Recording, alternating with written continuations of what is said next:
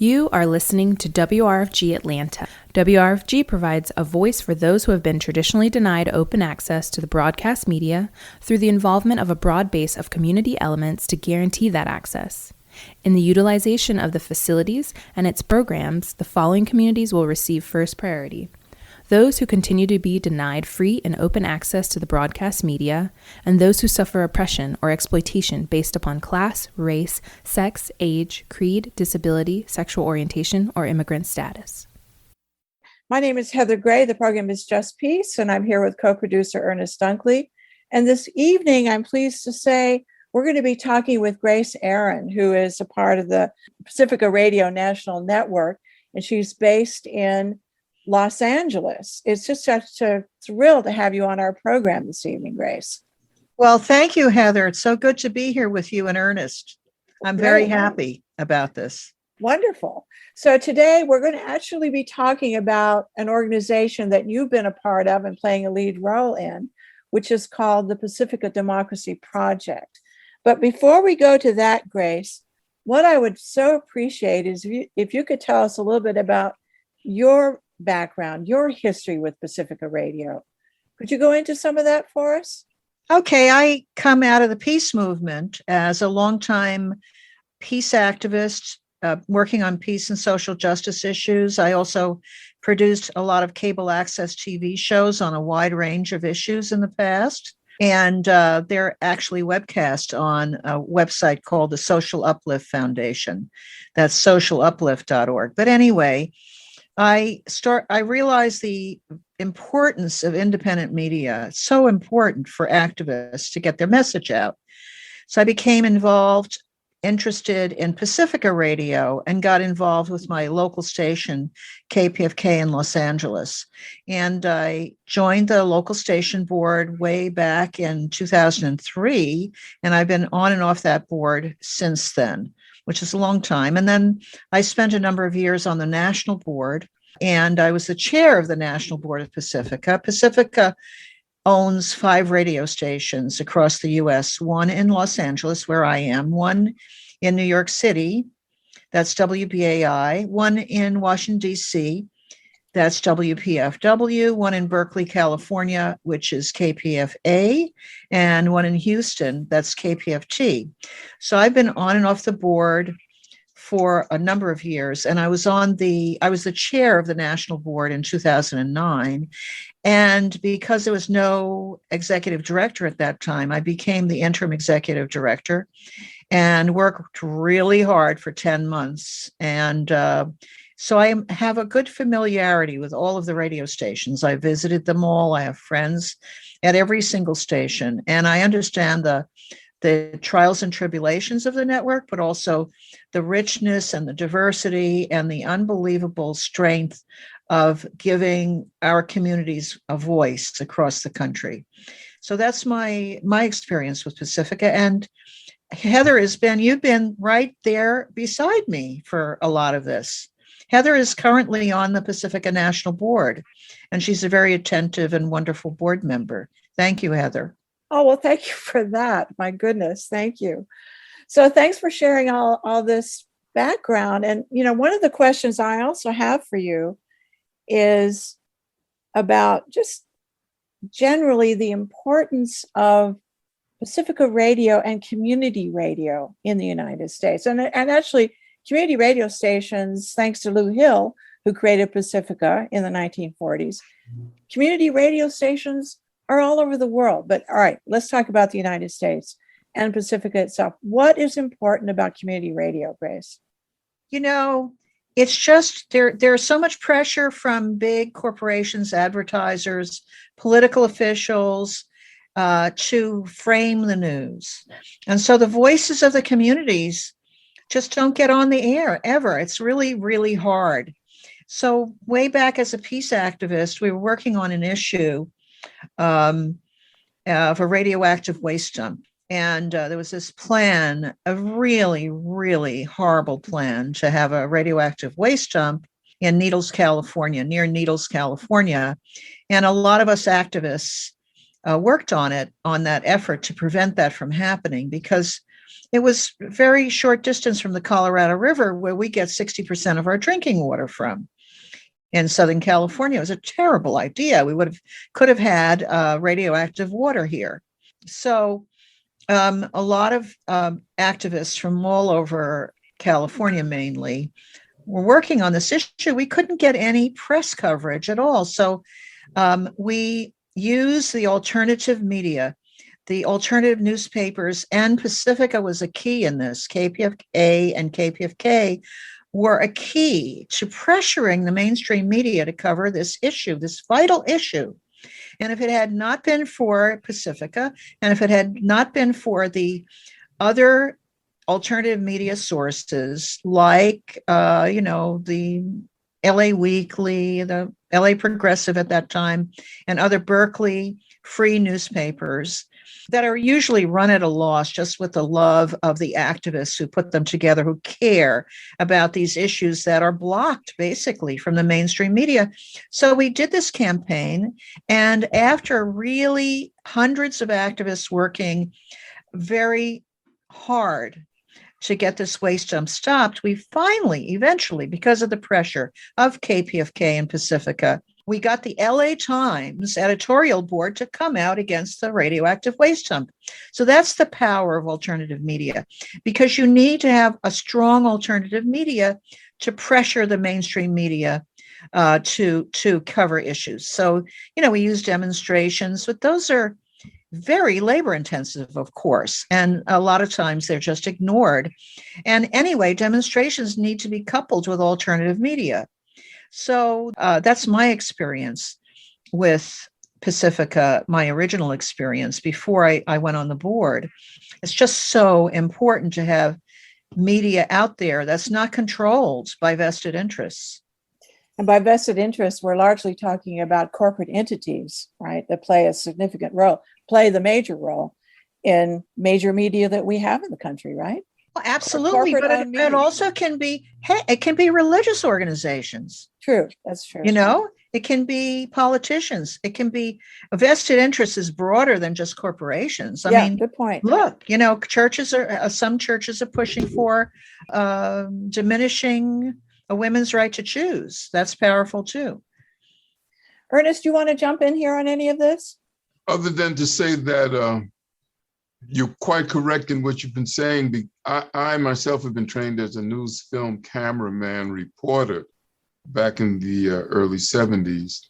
And I've watched how the so-called mainstream media works, because I was a part of mainstream media. And the news is not really the news. It's usually something that they put up there in order to keep from telling you the real news. Yes. Usually they cut out a little piece of news from somewhere strange and then say, this is the news of today. And that's it. I mean, no other information. So Pacifica, I'm from New York, and I grew up on Pacifica, listening to Pacifica in New York. Oh, me too. And it was the only station I listened to beside one other rock and roll station, really, because it really did have great information, great music, and more than just one kind of music, and more than just one kind of information. And it was very important.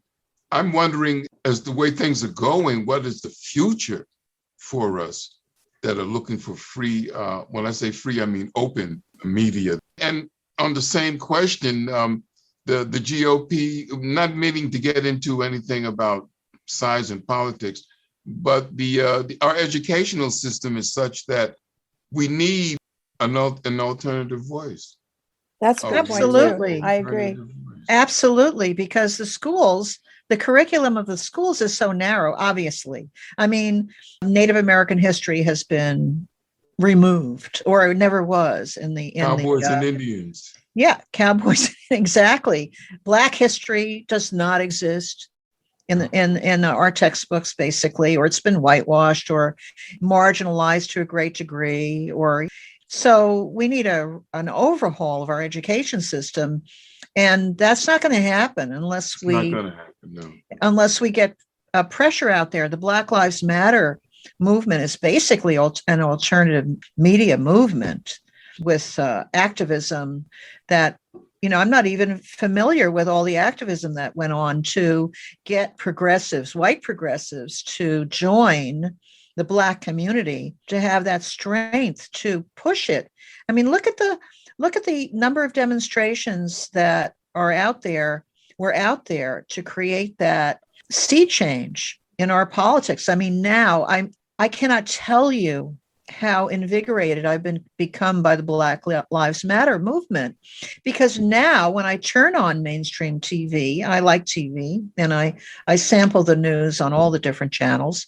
I now am hearing really articulate, great looking Black guests. Before they seemed to make sure that if a Black person was on, they were inarticulate, bumbling, with a thick accent of one sort or another.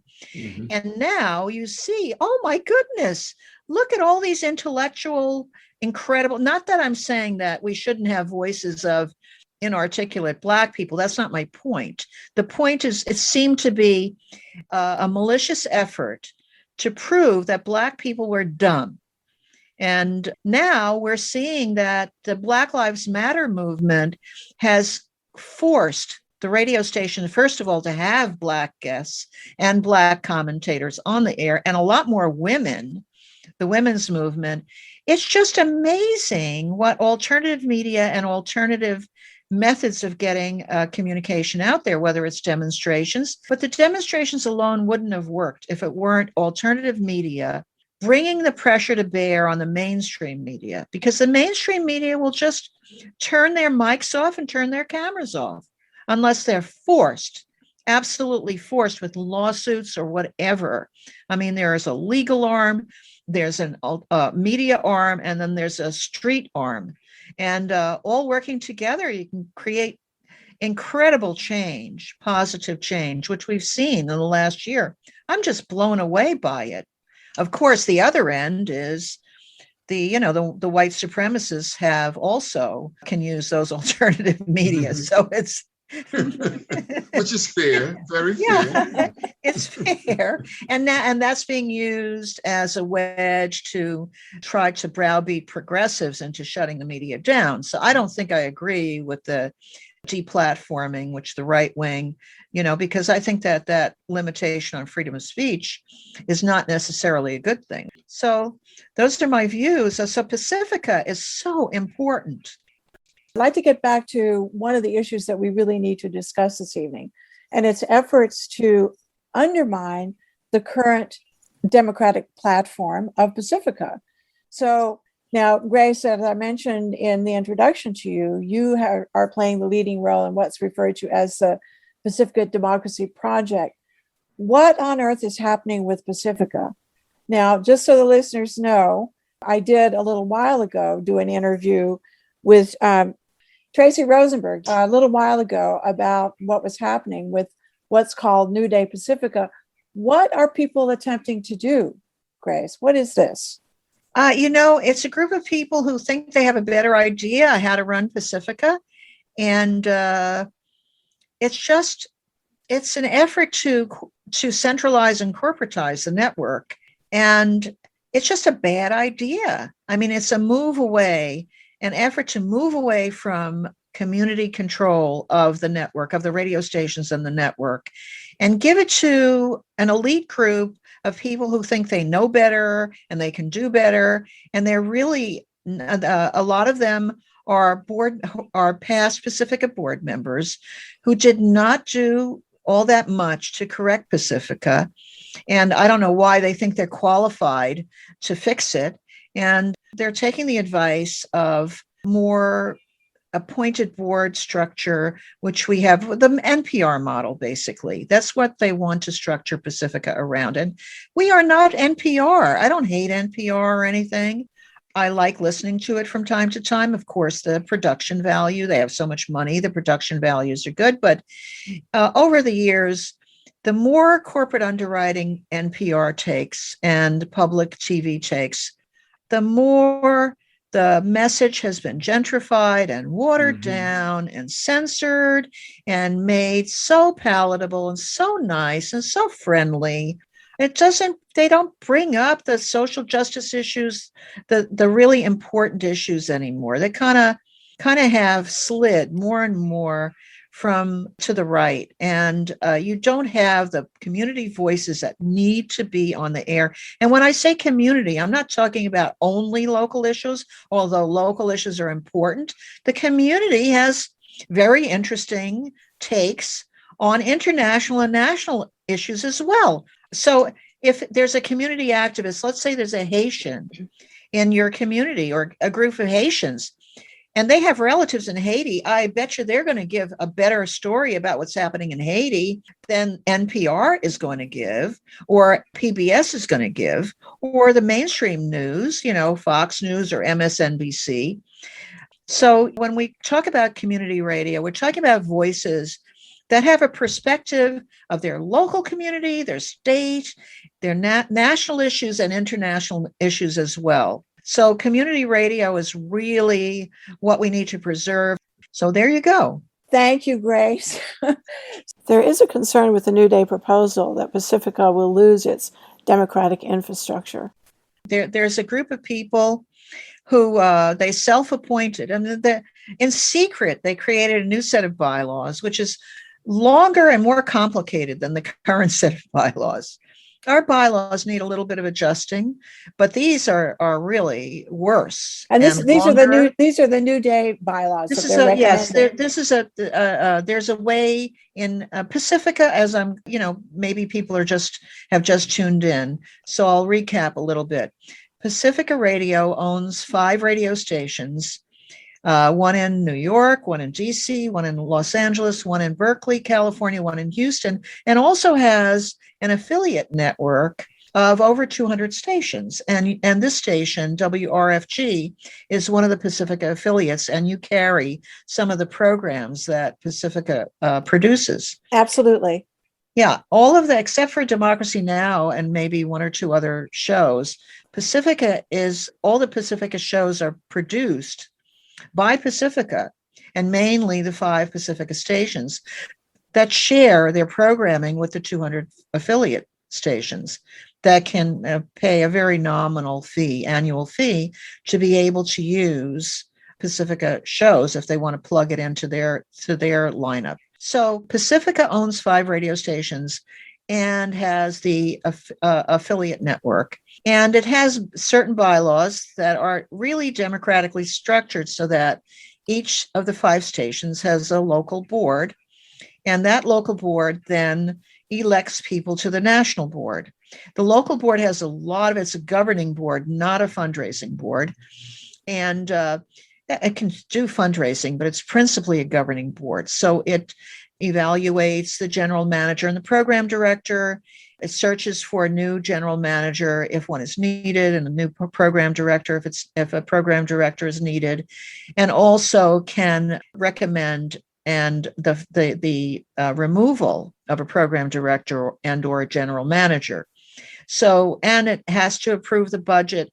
Anyway, the local boards have a lot of control over the local station, so it gives community control over the station locally. And then the local boards pick their best board members and vote them onto the National Board of Pacifica. So the National Board of Pacifica has its roots in the local communities of the 5 Pacifica radio stations, and currently there are 2 affiliate directors on the national board. So the affiliates also have a voice on the National Board of Pacifica. So that's the current structure. Now, there's been an effort, second or third effort, to scrap the current democratic bylaws and instead replace them with a phony set of supposedly democratic bylaws, which are not. They're not democratic at all. About half of the board would be appointed. It's rigged so that the local stations don't have any much voice at all in the national board. And the local boards are neutered. In other words, there will still be local boards, but they'll have no oversight power. Right now, the local boards have a lot of oversight power over the local station. With these new bylaws, the local boards will be marginalized, and all they'll be able to do is fundraise and maybe do some public relations for the station. That's about it. They won't be involved in programs or anything like that? They can advise, they can say, oh, we think such and such would be nice, but they don't have any power. I mean, Wow. right now, the local boards, if the general manager doesn't listen to the local board input, the local board can recommend that the general manager be fired. Right. And if the local board recommends that the general manager be fired, that goes to the executive director. If the executive director agrees, and that general manager is fired. If the executive director disagrees, that decision, it goes to the national board, and the national board is composed of people from the community of the 5 stations. So they're going to take the local board recommendation very seriously. So the local board has a lot of power, if it cares to use it, the local boards, to decide the destiny of their local station, to push for better programming, better management, et cetera, et cetera. Now, this all depends on the quality of the local board, of course. So we are trying very hard to recruit good candidates for there's an election going on right now. And at all 5 stations, any listener can nominate themselves to join the local board of WBAI in New York, WPFW in Washington, D.C., KPFK in Los Angeles, KPFA in Berkeley, and KPFT in Houston. So if you're in one of those, you don't even have to be a member currently. You have until the end of the nomination period is June 30th. So there's not much time. But if you decide that you want to really support, and you have you want to contribute with your time and your intelligence and your care to a community radio station, and you live in the area, you can listen to the station and then just become a member by June 30th and put in your nomination papers, and you could potentially be on a local board of a Pacifica station and participate in the governance of the station and control to some degree the programming of the station and get it more back to a community orientation rather than a top-down orientation. So now I know that this is confusing, so I'm going to try to unconfuse this. There are 2 things happening side by side. A group of elitists, that's my opinion, I think they're elitists, want to completely scrap the local elections and everything and have a total rewrite of the bylaws that centralizes the governance of Pacifica and will turn it over to just a few people who will decide everything. Now, at the same time that this is happening, there's an election for local board members of the current bylaws are still in force. So there's an election for local board members at our local stations, and half the board seats are up for grabs right now. So, and you don't even have to be a member to qualify. You can qualify by paying $25 before June 30th. That makes you a member. And then you can nominate yourself for one of our local boards. And you can potentially, there's an election, but you could potentially be seated on one of the local boards, and then you can have a say. And you can represent yourself and your community on the local board and shift the programming and the emphasis in whichever direction you feel your community needs. You're listening to the program Just Peace on WRFG Atlanta 89.3 FM. So there's an election for board members under the current bylaws, and then there's an effort by some elitists to scrap the current democratic bylaws and put in other bylaws that have like a little bit of seemingly democratic aspects, but really it's mostly about half the board is going to be appointed, and it's rigged so that a majority viewpoint will have total control. And it will gentrify Pacifica. So, because there's going to be a ballot sent out on June 7th. And that ballot is to either approve or disapprove of this new bylaws effort.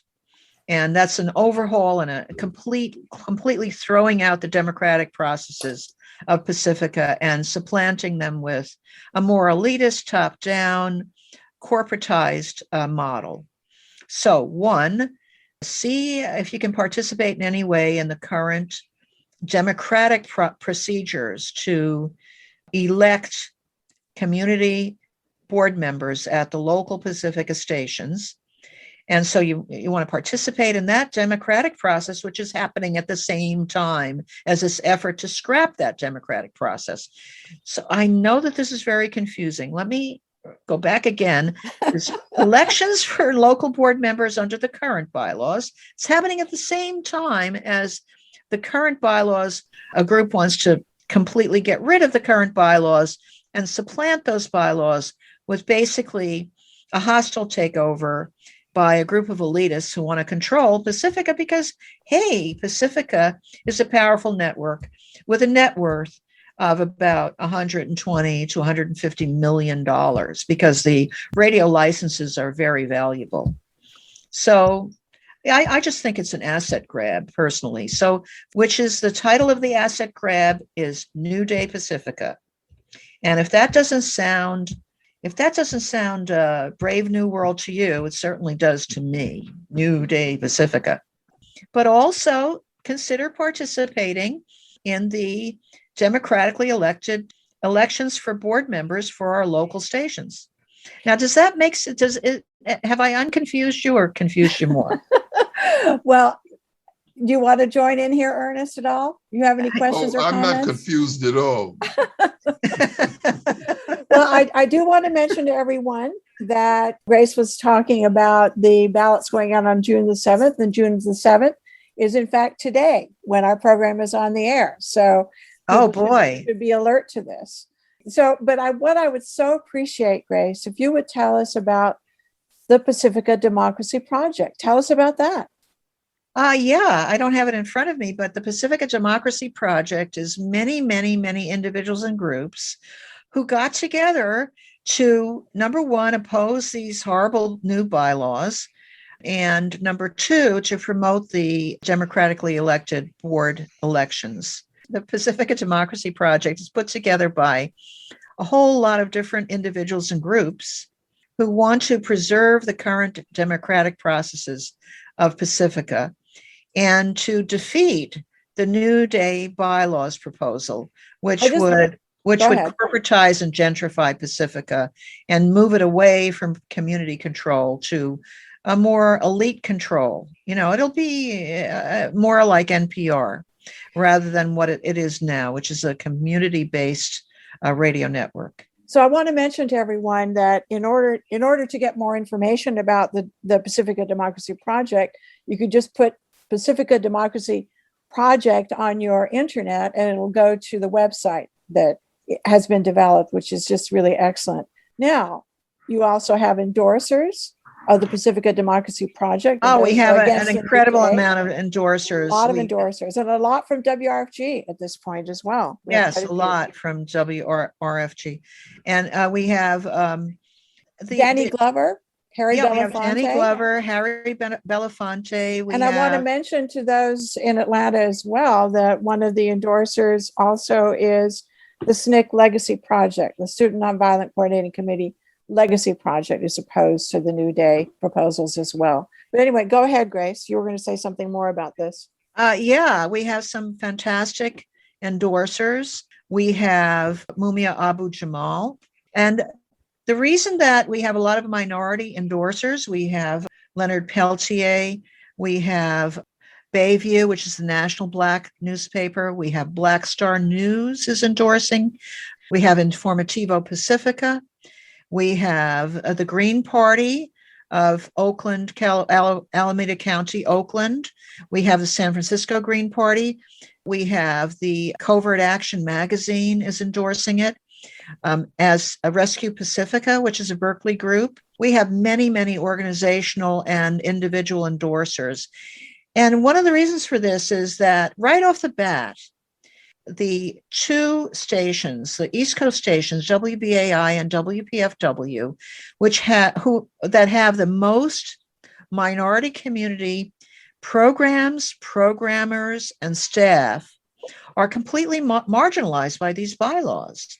And, even though the proponents and the crafters, who did it in secret, by the way, these proposed bylaws were crafted in secret without really any kind of collaborative engagement or process at all.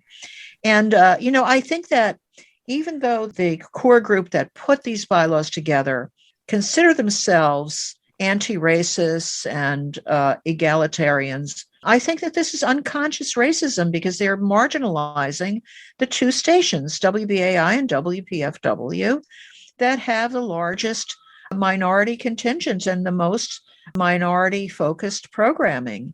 And this is horrible, and this is why, Danny Glover and Harry Belafonte and Mumia Abu-Jamal and Vern Avery Brown and many, many people who understand this kind of unconscious racist attitude that these NPR-ish people have. I mean, we all have seen this, and they can't seem to see through it themselves. But so many of our endorsers saw it right off the bat. Oh my goodness, this is just a disenfranchisement, and they will have the right minority voices on the air to be controlled and put there by the elitists. You've heard that song before. Well, do you want to say anything about Jane Fonda as well? What happened with that? Thanks for bringing that up. So New Day Pacifica, they're pretty well funded. So they put out a lot of promotion and email blasts, large emails to large numbers of people. And on one of them, there was a picture of Jane Fonda and of Martin Sheen endorsing. Of course, there was no statement from either one of them. On our website, we have actual statements from many of our endorsers. But anyway, it turns out that Jane Fonda contacted our corporate counsel and the lawyer for Pacifica and the chair of our national board to say she didn't know anything about this. So they falsely put her up as an endorser when she did not endorse. And she said that they sent her an email saying, "Do you want to save Pacifica?" So she said yes. And they considered that an endorsement. Well, that's not an endorsement. That shows the underhanded kind of sneaky way that these people, I'm sorry I'm being so blunt, but it really is true. These people have just decided that they are the better people and that they know better. And that's also why they've marginalized and said negative things about the outside voices. So that's why a lot of the Green Party groups have endorsed this, because they don't like the Green Party. They don't like alternative voices. And they have marginalized them at the one station that has created most of the proponents of these New Day bylaws. What station is that? And that's KPFA in Berkeley. In Berkeley, California. A lot of the proponents of the New Day bylaws come from Berkeley, California. Well, I just want to mention about Jane Fonda. I just want to say something further about that, Grace, because when she discovered this, she told the attorney, the Pacifica attorney, to tell the New Day folks to completely take her name off anything relative to New Day. It's my understanding. Yes, she did. She did, and they're supposed to put out some sort of corrective communication. I'm really going to hold my breath for that. Ha ha. So, and also Heather, tell them about the SNCC Legacy Project endorsing. Well, I did mention that earlier. And so the Student Nonviolent Coordinating Committee, as most of those listening would know, played a central role in the civil rights movement in the 1960s, 70s, and on. But so they are concerned about also justice and fairness and so forth. So they were very concerned about the marginalization of Pacifica that would result, marginalization of the masses of the people actually having some kind of representation in Pacifica that would result if the New Day bylaws pass, right? So they endorsed the Pacifica Democracy Project. Yes, it's very good. Very good. Yeah, it's very excellent. We need to keep the doors open for community voices. This is an effort to shut down community voices. And they're saying that the the boards are dysfunctional, which is not true. Pacifica is going through hard times. And that's and the corporate media is going through hard times too. Yeah. They're blaming it on our democratic process, but that's silly. What's happening is that a lot of money is going to social media. Facebook is getting it. Twitter is getting it. Instagram is getting the advertising money. So corporate media is suffering. I'm talking about, I'm not even talking about progressive media at all. I'm talking about corporate media right now. iHeartRadio went into bankruptcy a few years ago, like about 3 years ago, and they have 850 radio stations across the country. And they couldn't make it. And the same thing with Cumulus Radio also went into bankruptcy. And that's because there's just a shift in the media landscape. So, and actually Pacifica has been holding up pretty well. WNYC in New York just made very, very deep cuts in their expenses. They've laid off a lot of people. That's the most powerful, probably the most powerful NPR station in the country. And they're facing hard times. One our NPR stations in Los Angeles are also making deep cuts in expenses because they're running into financial trouble. We've seen the demise of Al Jazeera English. We've seen the demise of Current TV. We've seen the demise of Air America. And this is before COVID. We can't even blame COVID for this. This is a shift away from mainstream media, away from any kind of terrestrial media, into internet type of base, social media type of operations. And so, but anyway, instead of looking at reality and seeing that appointed boards have not been any more successful in stemming this change and handling this change in the media landscape, these group of elitists are blaming the national board, which is silly. And anyway, the national board has been very functional. The finances of Pacifica are better now, not worse. New Day, the brave New Day Pacifica people like to say that the finances are worse because of the board, but that's not true. Pacifica is pretty stable. It needs fixing. But we've been fixing, the National Board has been fixing it. We were in worse shape a few years ago. The National Board prevented, I was on the National Board, that's why I say we, because meaning Heather and I, because Heather has been on the National Board.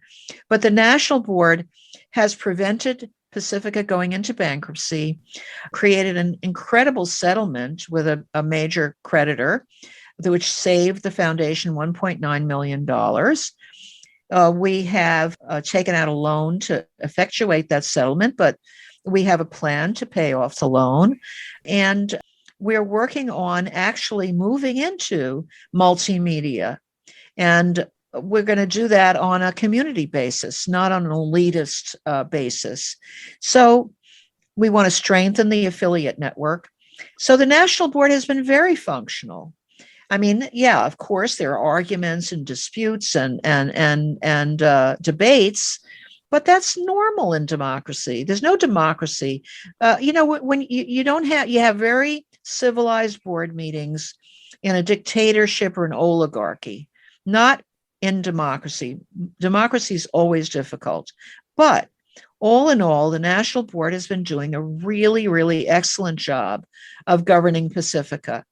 And I would say, please, you will get a ballot on June 7th, which is, I guess, today. If you are what? If you're a member of a Pacifica station, that means if you have paid $25 or more in the last year, you will, or so, basically, you'll get a ballot in the mail asking you to say either yes or no to these Brave New Day Pacifica proposed bylaws rewrite. The balloting period runs from June 7th through July 7th. So you have a month to decide. And if you're on the fence about it, go to our website, pacificademocracyproject.org. It's pacifica-democracy-project.org. But you'll be able to find us and read. And also go to the newdaypacifica.org website. But try to read their bylaws, which are hidden. You have to really search for them on the website. And then you'll have to read through 52 or 53 pages of very convoluted, complicated bylaws. But, don't just go by their PR and their hype. Read the bylaws, read what they're suggesting, if you can get through those pages. Very difficult. All right, thank you. Anyway, I'm sorry I'm getting more complicated. Oh, no. Ask me questions. Well, I want to ask Ernest. You're sitting, Ernest. Yes. You want to comment about any of this? Well, I hope we really succeed in this, because without it, we're in a really, really, really bad place.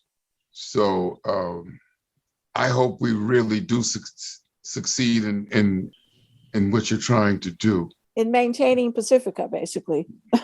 This is the only game in the country, not in town, in the country. Yeah. Yeah, and the Brave New Day Pacifica proponents have not suggested any solutions. They're just saying, well, if we have a better board, rich people will give us money and we'll be better. And you know what happens? If we get a lot of rich people money, the programming will be programming that rich people like. Yeah. And we don't want to go there. Right. We should be getting our support from the community. And maybe we will never be a rich media outlet, but we'll be honest. That's what Lou Hill wanted, right? Yeah, exactly. Absolutely. The founder wanted. Yeah, go ahead. The New Day solution, they only have one solution, and that is, if we have fewer board members, it'll be more efficient. And rich people will come in and give us money. That's their solution to the financial problems of Pacifica. Well, no, that's not good. Every time that's happened, we get rich people programming. Wow. Yeah. Right? That's 100% correct. Yeah. And also, look at the Pacifica Democracy Project has a section about how to nominate yourself for one of our local station boards. And on that site, Heather has a great article on the site about the importance of community radio. It's a really excellent article. There's so many great articles on the website.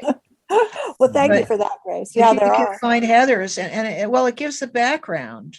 And it shows that, she mentions in her article that there was an effort by people from the Corporation for Public Broadcasting that there are employees of the Corporation for Public Broadcasting who were from NPR stations in the past.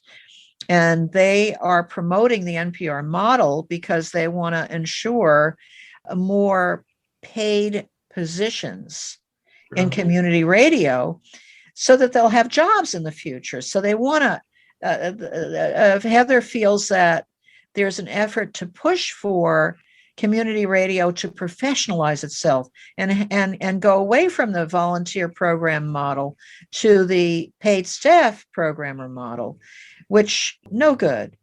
The paid programmers tend to, first of all, they in my experience in Pacifica, the paid programmers want their shows syndicated, so they have a larger and larger audience, and they want to be picked up by national media outlets. So in order to be syndicated, they have to take away the local news, the local points of interest, and they have to make sure that their guests speak the King's English and they don't have any kind of accent, and they they're professors and they're like very sanitized.